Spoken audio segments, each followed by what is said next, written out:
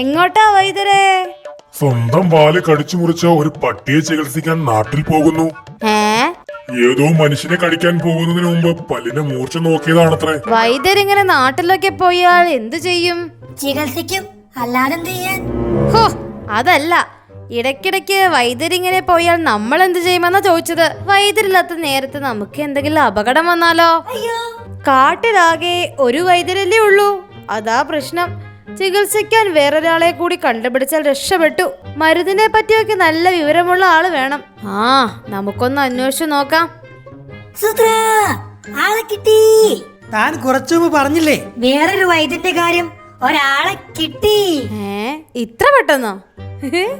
ജലദോഷക്കുന്ന് ഇടിഞ്ഞു വീണു. അങ്ങേര് അവിടെ നിൽക്കുന്നുണ്ട്. ഒരെലിയ. മരുന്നിനെ പറ്റിയൊക്കെ നല്ല വിവരമാ. പരുക്ക് പറ്റിയവർക്കുള്ള മരുന്നൊക്കെ മൂപ്പര് പുല്ല് പോലെ പറഞ്ഞു കൊടുക്കുന്നു. താൻ അങ്ങോട്ട് ചെല്ല്, ഞാൻ എല്ലാവരോടും പറഞ്ഞിട്ട് വരാം.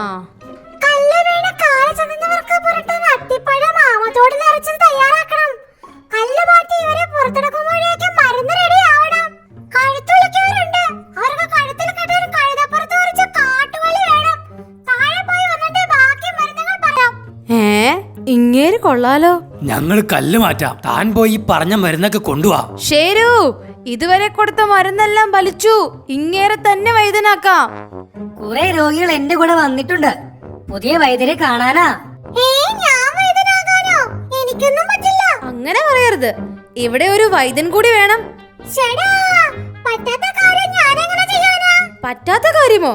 പിന്നെ താഴെ പോയി നോക്കി മരുന്നൊക്കെ പറഞ്ഞതോ? മരുന്ന് റെഡിയാക്കാൻ പറഞ്ഞത് മൂങ്ങ വൈദ്യരാ. വൈദ്യരും ഇതിന്റെ ഇടയിൽ